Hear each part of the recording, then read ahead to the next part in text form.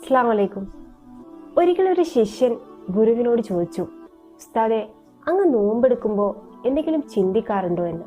ഉസ്താദ് മറുപടി പറഞ്ഞു, വ്രതത്തിലായിരിക്കുമ്പോൾ ഞാൻ ചിന്തിക്കാറുണ്ടെന്ന് ചോദിച്ചാ ഇല്ല.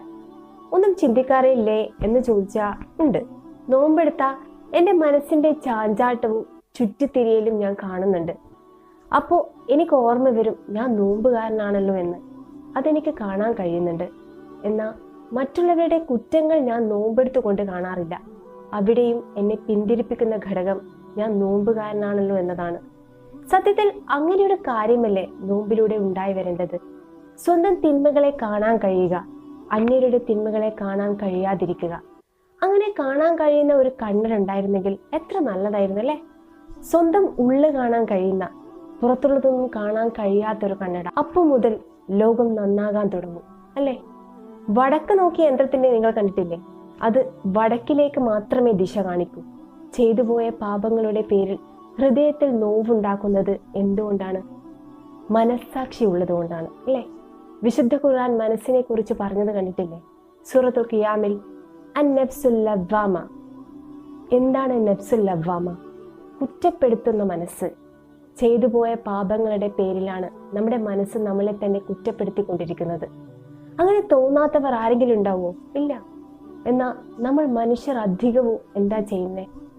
നമ്മൾ ദൂരദർശിനിയുമായി നടക്കലാണ്, ചുറ്റുപാടുകളിലെ തിന്മകളെ നിരീക്ഷിക്കാൻ.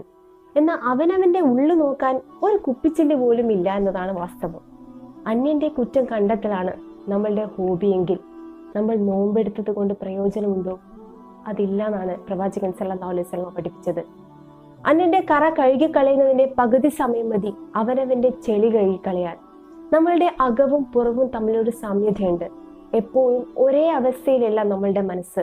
എന്നാൽ അതേപോലെ തന്നെയാണ് പുറത്തെ ചുറ്റുപാടുകളും അല്ലെ? അതിങ്ങനെ നന്മയിലേക്കും തിന്മയിലേക്കും മാറി മറിഞ്ഞുകൊണ്ടേയിരിക്കും. അതുകൊണ്ടാണല്ലോ പ്രവാചകൻ നമ്മളോട് നിരന്തരം പ്രാർത്ഥിക്കാൻ പഠിപ്പിച്ചത്. യാ മുഖല്ലിബുൽ ഖുലൂബ് സബ്ബിത് ഖൽബി അലാ ദീനിക്. മനസ്സുകളെ മാറ്റിമറിക്കുന്നവനെ, എന്നെ നിന്റെ ദീനിൽ ഉറപ്പിച്ചു നിർത്തണേ എന്ന്. ഹൃദയത്തിന്റെ ചാഞ്ചാട്ടങ്ങളെ പിടിച്ചു നിർത്താൻ റമദാനിനെ കൊണ്ട് കഴിയും. അങ്ങനെ കഴിയേണ്ടതുണ്ട്.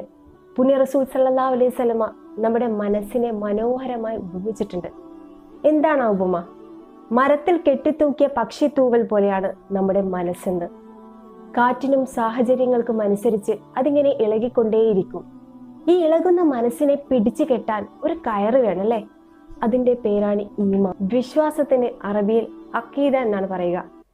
കെട്ടുക എന്നുള്ളതിന് അഖാദ എന്നും. വിശ്വാസം പിടിച്ചു കെട്ടാനുള്ളത് കൂടിയാണ്. ഇളകുന്ന മനസ്സിനെ ഈമാൻ കൊണ്ട് പിടിച്ചു കിട്ടണം. റമദാൻ നമ്മളെ പഠിപ്പിക്കുന്നത് അതാണ്. പലതരം പ്രലോഭനങ്ങളുടെ കാറ്റിൽ ഇളകിക്കൊണ്ടിരിക്കുന്ന മനസ്സിനെ നോമ്പെന്ന കയറെടുത്ത് കെട്ടിയിടാൻ പഠിപ്പിച്ചു പഠിച്ചാൽ. അതൊരു പ്രാവശ്യം ചെയ്ത് ചടങ്ങ് നിർത്താൻ മതിയോ? ഇല്ല, ശീലമാക്കണം. ശരീരത്തിന് ഹാനികരായ ചില പ്രോഡക്ട്സ് കമ്പനികൾ വിൽക്കുന്നത് കണ്ടിട്ടില്ലേ? എങ്ങനെയാ അവർ വിൽക്കുക? അവരത് ആദ്യം ഫ്രീ ആയി കൊടുക്കും. എന്തുകൊണ്ടാ? നമ്മളോടുള്ള സ്നേഹം കൊണ്ടാണോ? അല്ല. പിന്നെ അത് ശീലമാക്കണം. പിന്നെ അത് നമ്മൾ പൈസ കൊടുത്ത് വാങ്ങിക്കാൻ തുടങ്ങും. ചില കാര്യങ്ങൾ നമ്മുടെ ശീലമാക്കണം. പുണ്യങ്ങൾ തുടങ്ങാൻ മാത്രമല്ല റമദാൻ, അത് ശീലമാക്കാനുള്ള ട്രെയിനിങ് പീരീഡ് കൂടിയാണ് റമദാൻ. പടച്ചോൻ നമ്മുടെ ഏറെ അടുത്ത് നിൽക്കുന്നവനാണെന്ന് പടച്ചോൻ തന്നെ പറയുന്നുണ്ട്. എത്രയാന്ന് വെച്ചാ മിൻ ഹബിലിൽ വരീദ്, അതായത് നമ്മുടെ കണ്ടനാഗടിയേക്കാൾ അടുത്ത്. ആ പടച്ചോന്റെയും നമ്മളുടെ ഇടയിലുള്ള വിടവാണ് നമ്മളുടെ പാപങ്ങൾ. അതിനെ മായ്ച്ചു കളഞ്ഞാൽ അള്ളാഹുവിന്റെയും നമ്മുടെയും ഇടയിലുള്ള ബന്ധം സുന്ദരമാകും. സ്നേഹനാഥനോട് കൂടുതൽ അടുക്കും. ഒരു നോമ്പ് കൊണ്ട് എന്തെല്ലാം മാറ്റങ്ങളാണ് പടച്ചോൻ ഈ ഭൂമിയിൽ ഉണ്ടാക്കി വെക്കുന്നത് അല്ലേ? എല്ലാം മനുഷ്യർക്ക് വേണ്ടിയാണ്. എന്നിട്ടും നമ്മൾ നന്ദിയുള്ളവരാണോ?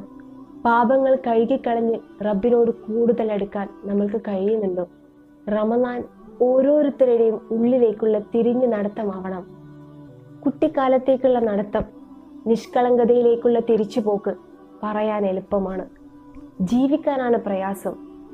പൊട്ടിച്ച് കുതിച്ചോടാൻ വെമ്പുന്ന നമ്മുടെ മനസ്സിനെ റമദാനിന്റെ സ്വർണ്ണ നൂലുകൊണ്ട് ബന്ധിക്കാൻ നമുക്ക് കഴിയുമോ? അള്ളാഹു തൗഫീഖ് നൽകട്ടെ. മാസലാമ.